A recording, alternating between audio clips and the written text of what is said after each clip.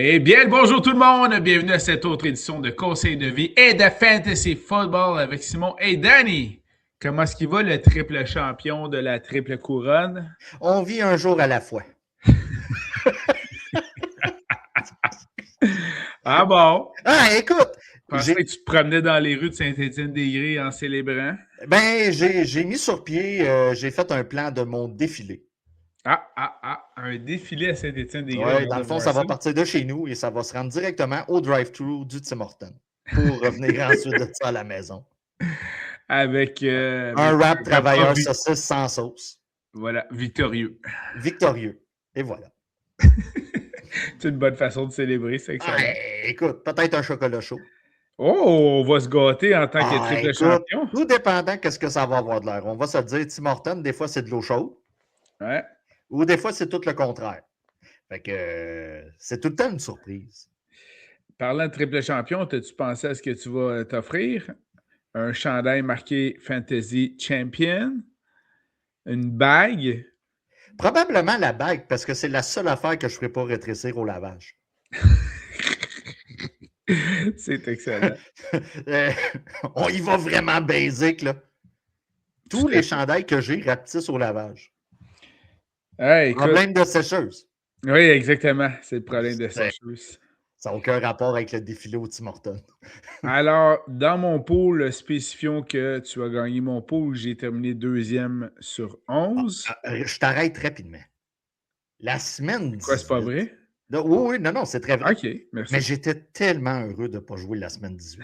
OK, sympathie à tous ceux qui ont joué la semaine 18. Parce que je vais briser le quatrième mur avec La Simon. semaine de tous les damnés. Oui, la semaine de tous les damnés. Simon m'a écrit pour me demander conseil sur ses corps arrière. Hey, ça va pas bien, hein, dans ce temps-là? JP m'a écrit pour ses running backs. Là, à ce temps, je peux en parler. Ça a fini en échange. J'ai échangé Chase Brown, que je ne garderai pas, contre un choix de cinquième rond pour un match. Ce qui vaut quand même. J'en ai profité. Et ensuite de ça, j'ai été voir mon chum Mike. J'ai dit, Mike, tu es dans le problème. Tu as un problème de receveur de passe. J'ai Burden pour toi. Et j'ai vendu un gars que j'ai été chercher 2 jours avant sur les waivers contre un choix de 6. Hey, hein? La saison n'est jamais finie tant qu'elle n'est pas finie. Un de mes grands plaisirs, c'est de faire. Non. Là, tu ris, là, mais c'est très sérieux. Une des choses que j'aime faire, c'est améliorer mon repêchage pour la saison suivante. Oui. L'an dernier, je n'étais pas dans la course, je l'ai remarqué tôt, et j'ai fait des transactions pour avoir un bon repêchage. Tout à fait. J'ai profité de ce repêchage-là cette année. C'est pas de même à toutes les années. J'ai quand même bien repêché. J'ai été chanceux. Et j'ai gagné. J'ai tellement gagné que j'ai pu aller chercher du capital de repêchage pour l'an prochain. Voilà. Donc, la saison n'est jamais vraiment finie et il y a toujours quelqu'un dans le besoin. Ça, c'est clair. Donc, être à l'écoute des autres. Donc, je mentionnais que dans mon pot, tu as terminé premier et que j'ai terminé deuxième. Hey! Merci beaucoup. Merci. Dans ton pôle, tu as terminé premier. Officiellement, j'ai terminé en troisième place. Oh, là, il va sortir. J'ai une saison régulière. Non, mais la fiche totale, c'est moi qui ai la meilleure fiche de ta ligue. Oui, par 10 points. C'est moi qui ai le meilleur nombre de points. À écouter parler Simon, il nous aurait devancé de 55 points. Non, seulement de 10. Non, je fais juste dire que, dans ton pot, j'ai celui qui a la meilleure fiche de victoire-défaite. Oui. 2, celui qui a la meilleure fiche pour le nombre de points marqués. Oui. Voilà, c'est tout ce que je dis. T'es comme les Stars de Dallas du fantasy football. Voilà. Et fort à propos de ces classements, nous vous proposons donc aujourd'hui un bilan de la saison 2025 en fantasy football, en s'attardant notamment aux 4 grandes positions plus particulières, névralgiques, essentielles du fantasy football. Poste de corps arrière, porteur de ballon. Je pensais qu'on va. Là, tu as parlé de position, j'étais là, j'en connais pas plus que 2. De quoi qu'on parle ici, là. Non, je suis content. On parle de fantasy football. Fantasy football. Et on ajoute évidemment un receveur de passe et allié rapproché. Alors, la façon de faire ce que je propose, ce que je te propose, Danny, Oui, on va commencer par corps arrière, ça va de soi. puis on va descendre de 10 jusqu'à 1. Si tu as ton classement de 10 jusqu'à 1, tu le présenteras. Je présenterai le mien ensuite, puis on va voir si c'est pareil de chaque bord.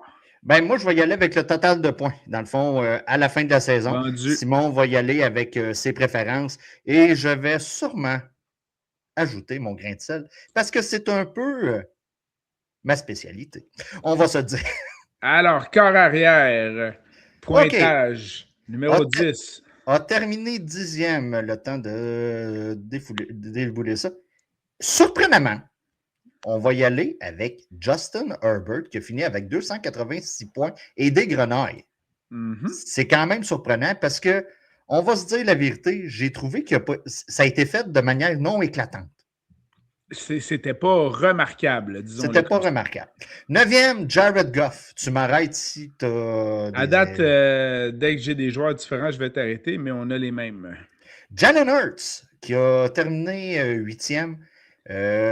C'est une faible 8e position. Oui, surtout ces séries éliminatoires vous a probablement jinxé. Là. Ça a été problématique. Là. Une des déceptions en séries éliminatoires. Vous avez Bo Nix. Le fait qu'il y avait aussi eu de la misère à alimenter ses cibles favorites. Fait que souvent en fantasy football, on va dire « Hey, j'ai déjà le carrière de telle équipe, alors je vais prendre un ressort de la même équipe. » Oui, le stackage qu'on appelle. Le stake. Et dans ce cas-ci, c'est sûr que ça vous a joué dans... Ça vous a mis dans le trouble, ça c'est clair. Quoi qu'AJ Brown, en fin de saison, a été profitable pour vous. Mais ça n'a pas été un fleuve tranquille. 3-4 semaines seulement. C'est ça. Bo Nix, deuxième année, a été quand même très bon. Il a dépassé le cap du 300 points. Il vous a donné 304 points. Dak Prescott, malgré, comment je dirais ça? La prestation de son équipe.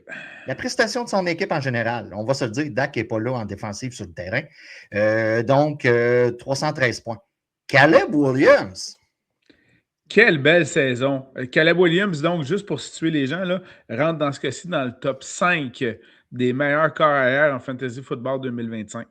Et c'est pleinement mérité. Il a même, il est devenu, à l'issue du match de la semaine 18, le corps arrière ayant lancé le plus de verges dans l'histoire de la franchise des Bears de Chicago. Sans atteindre le 4000.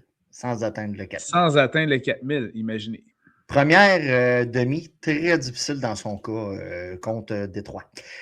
Trevor Lawrence, que j'ai vu partout sauf là, on va se le dire dans mes pronostics de début de saison. Une très grosse 4e place. On va se le dire, la période, mettons, semaine 14 en montant a grandement aidé à ce classement général-là. Surtout avec les blessures et tout ça, à certains corps arrière. Quoique le début de saison de Trevor Lawrence était très bon aussi. Oui, mais on a surtout en souvenir la période des séries où ce que valait mieux partir Trevor Lawrence que Josh Allen certaines semaines. Oh oui, exact. Puis on va en reparler de Josh Allen. Ensuite de ça, vous avez Matthew Stafford, un gars que vous avez pu aller chercher sur vos waivers. En 3e position, Drake May. Justement, tu y ailles plus lentement pour que je puisse savourer le moment. Donc, le 2e meilleur carrière en Fantasy Football 2025, c'était qui déjà? Drake May. Ah, OK, merci. J'apprécie beaucoup. Parce qu'il faut expliquer pour la petite histoire, Simon a fait une transaction avec moi au repêchage.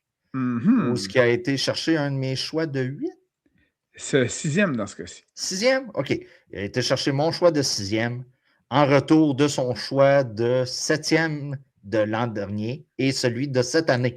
Donc, je me suis reflingué pour que lui se trouve son corps arrière. J'avais Jalen Daniels qui a été une déception par rapport aux blessures et tout ça cette année. Mais bon, regarde, il a fait son échange. Il a terminé 2e. J'ai gagné. Voilà. Hein? C'est ça. Voilà. Et Josh Allen a terminé premier, écoutez, avec quand même 364 points, ce qui est quand même phénoménal d'un point de vue. Alors, le Josh Allen qui vous a permis de bien vous classer en Fantasy Football, mais qui ne vous a pas nécessairement permis de remporter les grands honneurs en Fantasy Football. Non, parce qu'on va récapituler rapidement. Là, semaine 15, on a parlé de 24 points. C'est quand même très bon. C'est bien C'est correct. la semaine 16, Où avec habituellement, là, on rentre presque dans les on est en demi-finales. demi-finale avec Tout à fait. un maigre 6 points, Et- 6,90. Donc, Ouch. si vous avez réussi à survivre ça, il vous a fait, il a déposé ma Mendoza Line qui est de 20 points en semaine 17, mais ça se peut que ça ait été un peu en montagne russe avec lui durant vos séries. Alors, on avait les mêmes de ce côté-là, mon cher Danny. Oui, Allons-y du côté des porteurs de ballon. rapidement, avant de passer au porteur de ballon, avais-tu quelques déceptions? Ah, ben oui, en tant que carrière, quelques déceptions. Lamar Jackson. Ah! Et Il par a joué rapport. blessé. Il a joué blessé, mais Il a c'est une joué, déception. c'est clair, mais par rapport à son rang de sélection où il était repêché dans Ah les ouais, repêchages de fantasy football, notamment dans ton pool, écoute, c'est moi qui avais le first pick, je l'ai ouais, pris, puis tout le monde m'a félicité parce que c'était un bon pick. ouais. Donc, c'est une grande déception. Ton carrière, Jaden Daniels, Oui. en raison de blessure, bien sûr. Puis son coach qui le fait jouer avec, en tirant de l'arrière par 30 points, un Puis certain Sunday Night. c'est là qu'il s'est disloqué le coude, c'était affreux. Pendant que je mangeais des ailes de poulet à la cage au sport.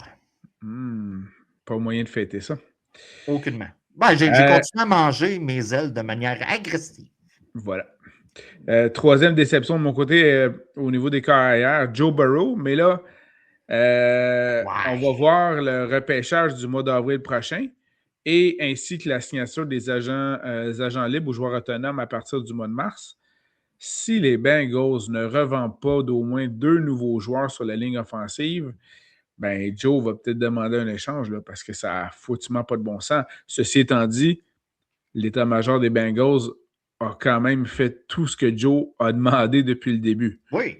Hein? Joe a demandé Jamar Chase, T. Higgins. Ils ont réussi ça, là. Mais ils sont mis dans le trouble. C'est pas des joueurs de ligne offensive qui sont allés chercher. Vous voulez relier ça à la vie de tous les jours? C'est comme quand ta blonde te dit je veux ci, ça, ça, ça, ça. Et finalement, un coup qu'elle a tout eu, ça fait pas l'affaire. Donc, Voilà. rapidement. Hey, un autre, là, déception, carrière. Le Vas-y. cuisinier, Baker. Oui, oui, Hey, oui, oui. sérieusement, je regardais nos pronostics de début de saison. Il était dans le top 10, le beau Baker, là. Top 12, par exemple, on va se le dire, a terminé top 12. Après Patrick Mahomes, Oui, qui a été blessé environ 3-4 semaines pour terminer la oui, saison. mais c'est quand même décevant. C'est décevant pour les outils que le gars avait. Rapidement, très rapidement, sans vraiment élaborer, je veux juste dire des personnes, des corps arrière que je vois un peu plus dans ma soupe l'an prochain par rapport aux Oh! résultats de cette année. Vas-y donc. Tyler Shock du côté des Saints. Très grosse fin de Surprenant. saison. Attendons voir ce qui va arriver du côté des Giants. Mais Jackson Dart, je vois un très haut potentiel de son côté. Et du côté des 49ers, si le gars peut jouer toute l'année, Brock Purdy l'an prochain devrait être beaucoup plus haut que ce qu'il a terminé au classement.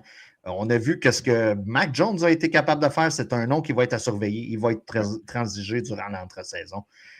C'est à prévoir. Et surveiller les principaux mouvements de personnel parce que ça va brasser. Là. Tua du côté de Miami, Kyler Murray va bouger. Attendons voir, mais on a eu une vague de recrues cette année quand même intéressante avec Dark et Shock. Puis même Ward, vers la fin de la saison, je trouvais qu'il y avait Oui, bonnes performances de vrai football. Ça exact. devrait se reproduire en fantasy. Excellent. Alors, allons-y du côté du bilan de saison 2025. Au niveau des porteurs de ballon, défile-nous ça, mon cher. Puis J'y encore une vais fois, si j'en toujours. ai des différents, je t'arrête tout de suite. Je commence fort. Travis Etienne m'a terminé 10e à 253 points. En Wow, 9e wow, position. wow, wow, wow, wow. Ça, là, tu y vas par les points, là. Ouais. Moi, mon 10e, c'est Ashton Genty. Ah, ben, tout dépendant de votre. Parce que là, je n'ai pas de numéro à Ben, dans côté. ton système de pointage, d'après moi, il est 11e. Ah, peu importe. OK. Ben, Ashton Genty puis Travis Etienne d'un certain côté, ça a été pas mal équivalent cette année. On s'attendait à plus de Ginty, on va se le dire. Oui. On s'attendait à moins d'Étienne. OK, vous voyez un peu le pattern. La Ligue à l'attaque, là, la O-line, là, c'est là qu'on voit que. Hein? C'est là qu'on voit que ça se passe. C'est là que ça se joue, hein? C'est là que ça se joue, hein? La O-line. Kyren Williams au 9e rang. Derrick Henry au 8e. Chase Brown, qui vous a quand même connu une belle fin de saison. Et c'est quand même impressionnant de le voir aussi haut, Chase Brown, après s'être absenté pendant plusieurs semaines en raison de blessure. Ben, écoute, puis contre-performance un peu en début de saison. Moi, j'ai été le chercher dans ton pool pour le push de fin de saison. J'ai réussi à le transiger en dernier, donc pas perdre le choix que j'avais donné. Dans le fond, je l'ai comme inversé avec un autre choix. Donc, il a été, si vous l'aviez dans vos line-up comme moi, il a été très profitable. James Cook, qui, on va se le dire, malgré des drôles de performances du côté de Buffalo, on n'a aucun wide receiver digne de ce nom. On n'a aucun tight. Vous avez Allen et vous avez Cook qui sont comme vos espèces de certitudes de ce côté-là. Et on va se le dire, on en profite d'un point de vue Poolers. Devon Achane a terminé. Très belle saison. Très belle saison, encore une fois. De mon côté très personnel, j'ai toujours eu un peu de difficulté. Je sais que je suis baisé quelques années de ça. Il avait été blessé, ça m'avait nuit dans un pool. Donc, j'ai toujours traîné un peu cette espèce de réputation-là. Mais le gars est très bon d'un point de vue fantasy. Donc, si vous l'avez, vous le gardez pour l'an prochain. Il va être bien classé, c'est certain. Peu importe qu'est-ce qui va arriver à la position de corps arrière là-bas. Jonathan Taylor, qui a été comme sans faire ni bruit ni trompette. OK? En fait, je t'arrête tout de suite. C'était quand même le MVP de la première moitié de saison. Oui, mais la deuxième moitié de saison, malgré. Ça a été plus laborieux. Ça a été plus laborieux. Il a quand même eu son volume, a quand même été correct dans l'ensemble, malgré que du côté des Colts, on perdait. Là. C'était moins. Mais il a réussi à se classer 4e. Jahmyr Gibbs. Très bon choix. Très bon choix. 3e. Mais OK, il faut noter ici, là, je comprends qu'il a terminé 3e dans le classement total de la saison. Mais ces séries éliminatoires, là, semaine 15, 16, 17, ça a été en. Ah, boy. Ça a été. Tu sais, c'est à cause, c'est comme l'éléphant dans la pièce avec lui. Là. Soyons honnêtes. Là. Semaine 15, on parle ici là, on était dans le single digits. Là. On parle de 9,8. Semaine 16, OK, c'est correct. C'est correct. 22,80 points. Mais semaine 17, 6,40. Si vous avez réussi à gagner avec Jahmyr Gibbs, félicitations. Félicitations, mais écoutez, ça n'a pas été un long fleuve tranquille. Deuxième position, le préféré de Simon, Bijan Robinson. Bijan. Et je tiens à noter le nombre de points qu'il a fait. 370 points fantasy. OK. OK. Pendant que Simon fait sa danse de Vénézuélien, on va parler du numéro 1 qui a été Christian McCaffrey par une très bonne marge de points. On parle de 46 points ici. Il a fini avec 416 points. On va se le dire, du côté de San Francisco, on a eu un problème au niveau du corps arrière pour la santé. On a eu un problème du côté des receveurs de passe pour la santé. On a eu des problèmes avec le tight end pour la santé. Et le seul qui a. Puis on parle même pas de défensive. On parle même pas de la défensive. On parle pas de Warner et tout ça. On parle. Le seul resté en santé toute la saison. Toute la saison, ça a été Christian McCaffrey. Contre toute attente. Et je le dis souvent. On rit de moi souvent dans le pool de Simon. Je dis que quand le gars est en santé, c'est un cheat code. Et cette année, il a été un cheat code tout simplement parce que tout à San Francisco passe par lui. Donc, c'est notre premier au classement général pour cette année. Donc, toi, Simon, de ton côté, as-tu quelques déceptions, surprises, des attentes pour l'an prochain? Plusieurs déceptions. Oh! Simon va nous parler des joueurs qu'il a repêchés. Je défile quelques noms, mais beaucoup attribuables à des recrues notamment. Oui. Je pense à Caleb Johnson. Déception du côté des Steelers de Pittsburgh. Il était deuxième sur le depth chart au début de la saison. Il avait l'occasion de prendre le champ arrière dans ses mains. Puis à un moment donné, il s'est même ramassé troisième, quatrième sur le depth chart. Écoute. Ça, c'était dégueulasse. RJ Harvey, malgré sa fin de saison, puisque on l'attendait au début de la saison, pas à la semaine 13. Il a fallu une blessure à J.K. Dobbins, dis-le clairement. Là. C'est ça. Parce que si J.K. Dobbins ne se blesse pas, on est encore dans la même situation. Et voilà, on ne le voit pas du tout. Donc ça a été décevant. On voyait une utilisation rapidement. Là. On se disait, Sean Payton, c'est un gars qui a utilisé Camara en s'en rendre malade. Ouais. On voyait la même sorte d'utilisation, puis c'est jamais arrivé. On était tous surpris de l'arrivée de J.K. Ben, pas surpris de l'arrivée. Moi, je le voyais comme un gars de troisième essai, personnellement. J'ai comme inversé les fonctions. Mais la blessure à J.K. Dobbins a fait que R.J. Harvey, si vous avez été patient avec, a été profitable. Mais une autre déception au poste de porteur de ballon, Jacori Kraski-Merritt. Ça, c'est méchant, ça. C'est méchant. Il y avait le champ libre au niveau des Commanders. Il y avait le champ libre pour toi, mais pour personne d'autre à Washington. Non? Jamais sur le depth chart qui a été longtemps Oui, le depth chart fait par ESPN. Puis non, fait par l'équipe. OK, on voit ici que Simon, regardez toutes les déceptions qu'il a dit depuis le début. C'est que des Christy de recrues. OK, il faut faire attention avec les recrues. OK, on va se dire... OK, je te nomme deux gars qui ne sont pas des recrues. Parle-moi de Saquon tout de suite. Saquon Barkley, déception. OK, ça, c'est une déception. Bucky Irving. Blessé. C'est pas une recrue, puis c'est une déception.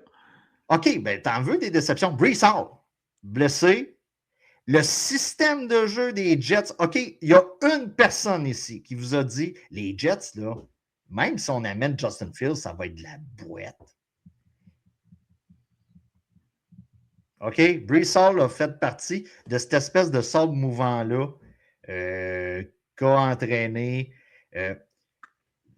l'arrivée. Kenneth Walker, pour moi...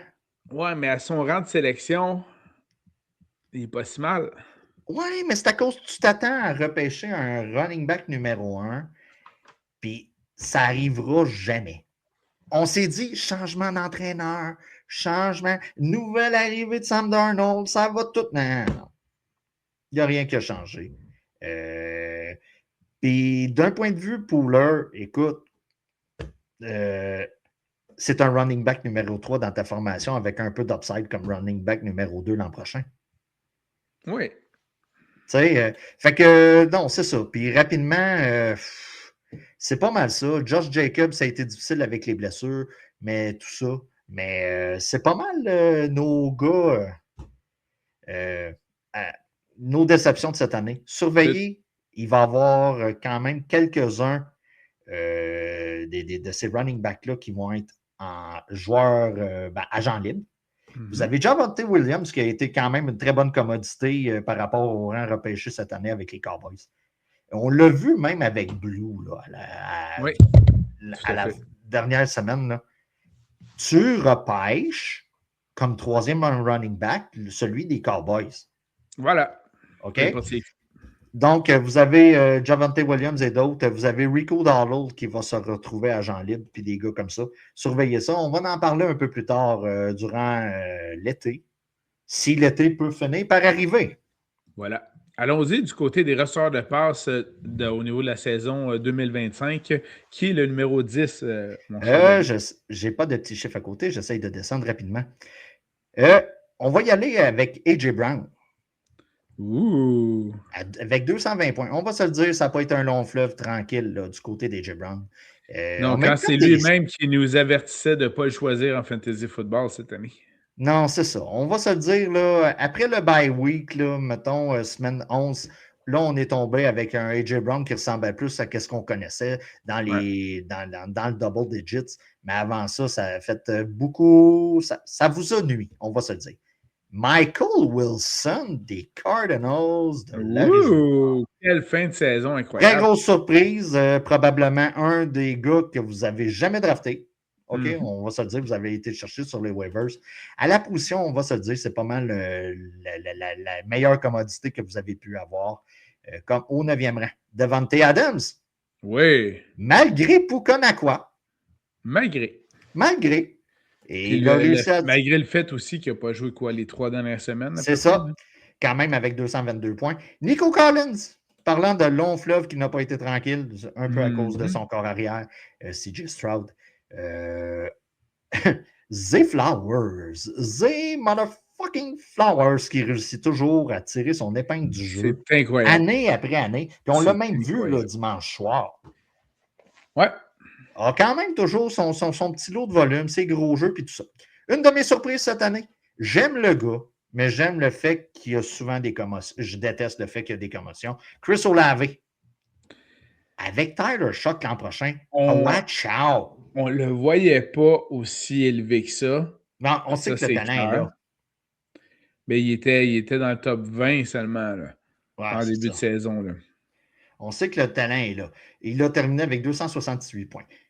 George Pickens! Qui est en même temps une belle surprise. C'est une belle surprise. On a réussi à l'utiliser du côté de Dallas. On a profité du fait que Lamb avait une couverture double et on lui a lancé le ballon. C'est sûr que Lamb a été blessé quelques matchs cette saison, ce qui a beaucoup aidé. Mais George Pickens est en train de se négocier un très gros contrat avec la saison qu'il a eu. Ja'Marr Chase, 4e rang, avec 313 points. C'est quand même honorable malgré la saison de boîte qu'on a eue du côté des Bengals. Voilà. 3e rang, Amon-Ra St. Brown, 324 points. Ensuite de ça, avec quand même beaucoup de points de différence, Jackson Smith and Jigba. Quel beau joueur. Quel beau joueur. Je suis content d'avoir réussi à réparer une certaine erreur que j'avais faite. On va en parler dans les déceptions durant l'entre-saison. Je suis content d'avoir réussi à aller le rechercher et pouvoir le garder. Et Pukanakwa, ça va de soi, avec 375 points, qui a remporté la panne par une très grande marge de points. De ton côté, Simon, as-tu des déceptions à part la monkey? Ben, la plus grosse déception receveur de passe, c'est bien sûr Justin Jefferson, surtout compte tenu du rang de sélection où il a été repêché, donc souvent en première ronde la plupart des pôles de football. On va se le dire, là, le gars a souffert de son corps arrière. Là. Puis je le trouve bon parce qu'il a dit toutes les bonnes choses en fin de saison. Oui.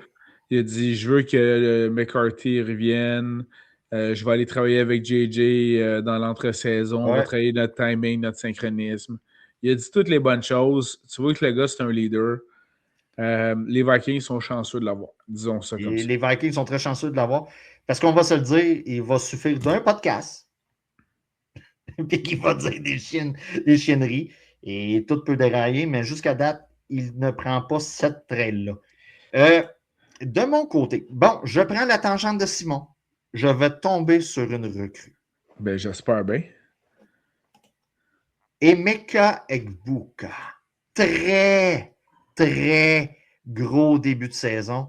Mais de la manière que ce gars-là a tombé de la falaise. Quoi, à peu près semaine 12? Quelque chose comme ça, là. Je vais te dire ça. C'était plus compliqué, là. On va se le dire, OK? Mettons jusqu'à semaine 6. Là, de semaine 6 au bye week, là, ça a été, qui était semaine 9, ça a été dans le simple digits. Là. Une grosse performance contre Nouvelle-Angleterre et le restant de la saison a été quand même dérisoire de son côté. Le gars a tellement bien parti. Il y a eu des blessures à Mike Evans, à Chris Godwin. Puis, tu sais, quand on parlait de Baker, qui était un peu là, une déception à la position, ben, c'en est un qui a... C'en est un que ça a été difficile, qui n'a pas profité de la situation du côté de du côté des Bucks. Est-ce que tu avais d'autres surprises, déceptions? Je ne veux pas parler de Malik Neighbors, tout simplement parce que là, Pourquoi? parce que le gars se promène encore en canne.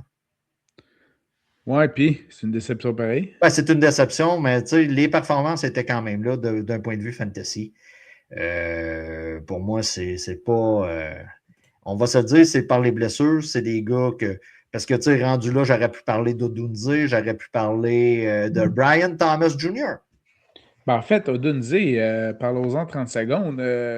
Quand il n'était pas blessé, il n'a pas performé énormément non plus. Là. Puis pourtant, il avait quand même le plus prolifique carrière de la franchise des Bears. Oui.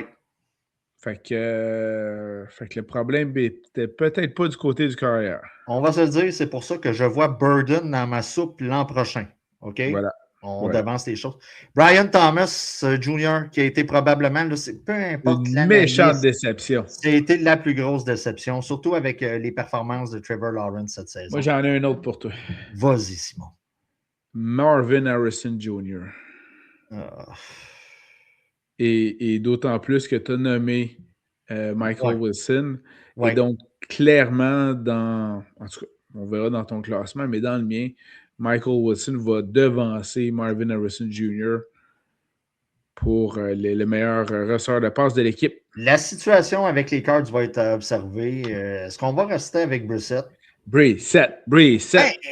Écoute, il a bien performé. Il a fait performer ses joueurs. Fait. Et avant de pitcher Harrison sous le train, j'aimerais voir au moins 2-3 semaines où ce qu'il va être avec en santé, tout simplement. Voilà. Donc, c'était tout pour moi du côté des receveurs de passe. Est-ce que tu avais d'autres choses à dire pour clore la saison à ce niveau-là? Non, allons clore la saison du côté des alliés rapprochés pour le bilan de la saison 2025. OK. Je vais défiler de 10 à 9. Vous savez qui a fini premier? Ça, c'est clair. Ça, tu veux dire de 10 à 2, c'est ça que tu veux dire? Oui, de 10 à 2, excuse. De 10 à 2.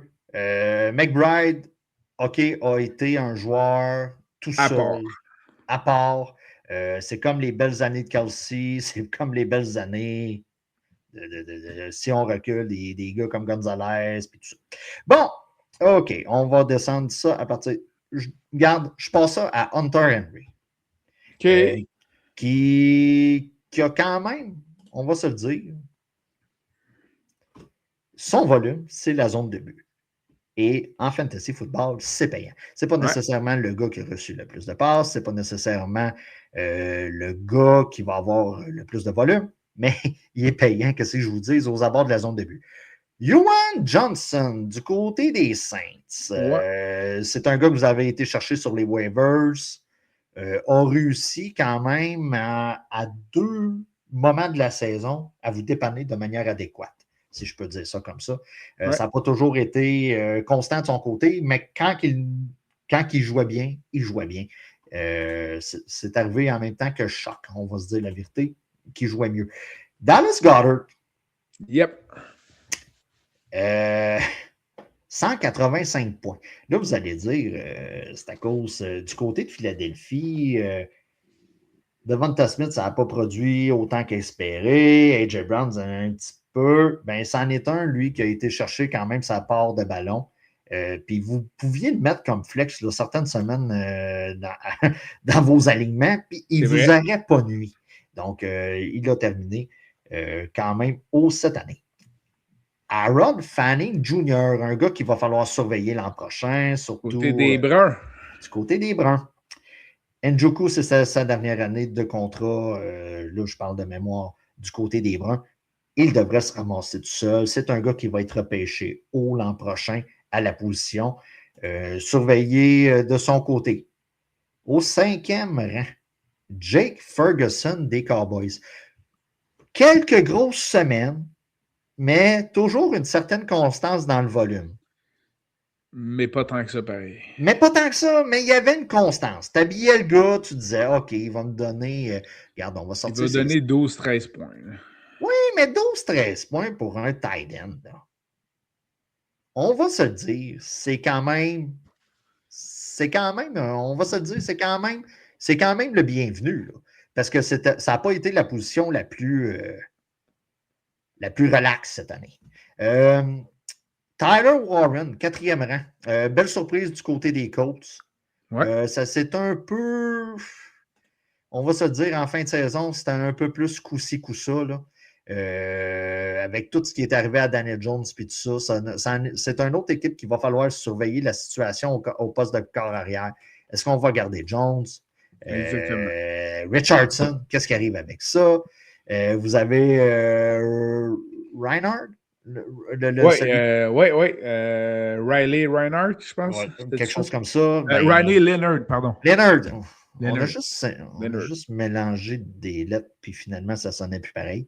Donc, surveillez la situation de ce côté-là. On va se le dire, le gars a un très bel avenir et je le vois quand même très haut l'an prochain. Travis Kelce, était-ce sa dernière saison? N'était-ce pas sa dernière saison? Moi, personnellement, si je suis Travis Kelce, puis je sors avec Taylor Swift, puis tout ça, j'aimerais quand même finir avec Pat Mahomes comme corps arrière. Il en a assez profité, gros, qui prennent sa retraite. Ah, OK. Bon, ben, probablement que, regarde, comment je te dirais ça? Les offres vont décider de comment ça va se terminer. Mais les offres en dehors du terrain. J'ai bien hâte que tu me parles de celui qui termine 2e au poste de lit rapproché. On l'attend depuis combien de temps, Simon? C'est sa 5e saison. C'est sa 5e cette année? Kyle Pitts, du côté des Falcons d'Atlanta. Vous voyez ici la bête de Simon. Ce gars-là a attendu longtemps après. Okay? J'ai entendu 4 saisons. Oui, les rumeurs disent qu'il a attendu plus après Kyle Pitts qu'il aurait attendu après Dua Lipa, si elle l'aurait fait attendre. Donc, Kyle Pitts a fini quand même avec 210 points. Et ça m'amène à vous parler de Trey McBride, qui a terminé avec 315 points. Si vous calculez rapidement dans votre tête, OK, puis vous avez une bosse de mathématiques, là. Je n'ai pas sorti la calculatrice, mais très rapidement, je compte une différence de 105 points entre le premier et le deuxième. Donc, Trey McBride, pour vous, si vous l'avez, c'est sûr que c'est moins intéressant dans un keeper de garder un tight end. Mm-hmm. Mais le gars a été tellement sur son île cette année que vous n'aurez probablement pas le choix de le garder. Donc, toi, Simon, de ton côté, est-ce que tu as des déceptions, des joueurs à surveiller pour l'an prochain avant que tu me parles de Loveland? Je commence à connaître mon Simon pareil. Les déceptions sont reliées aux blessures, au poste de lit rapproché. Déception, mais en même temps, Brock Bowers a connu, lorsqu'il était sur le terrain, de très bons matchs en 2025. Oui. Mais déception, surtout quand en fin de saison, puis tu es rendu en éliminatoire de fantasy football et que l'équipe décide de le bencher pour le reposer, même s'il était prêt à jouer, c'est sûr que ça fait mal, ça. C'est sûr que ça fait mal. Écoute, moi, en championnat, il a fallu que je me dépende. J'ai été du côté de Brenton Strange. Mais, OK, j'ai toffé la run. Mais c'est sûr que, comme qu'ils disent les Américains, c'est un tough blow à endurer dans un championnat de fantasy. Donc, ça peut être une déception. Quand même, les Raiders, en général, ont été une déception cette année. Et sinon, Hawkinson et Laporta ont été des déceptions. Oui. Hawkinson, notamment par rapport à son carrière et des blessures, puis Laporta par rapport aux blessures de son côté, mais également système de jeu. La perte du coordonnateur offensif Ben Johnson a paru grandement dans son cas. Je déteste réécouter des podcasts précédents, mais je me souviens qu'un gars avait dit que Laporta allait être une déception cette année et tu m'avais regardé avec des gros yeux. Donc, devinez qui a dit quoi. Ouais, je l'avais collé puis tu m'avais regardé avec des gros yeux. J'avais dit non, il y a trop de bouche à nourrir, il y a trop de. C'est ça. Ben, je l'aurais pris, tout dépendant de l'ordre de repêchage, mais bon, regarde. OK. Moi, j'ai quelques déceptions rapidement. OK. Mark Andrews du côté de Baltimore. C'est un temps qui est fini et révolu. OK. Moi, d'un certain côté, des fois, on se trompe. Et moi, je me disais, regarde, cette année, il va revenir, surtout de la manière que sa saison dernière a terminé. Je me disais, écoute, Il ne voudra pas finir la saison sur le cul de même. Non, c'est ça. Bon, finalement, ça ne s'est pas vraiment avéré.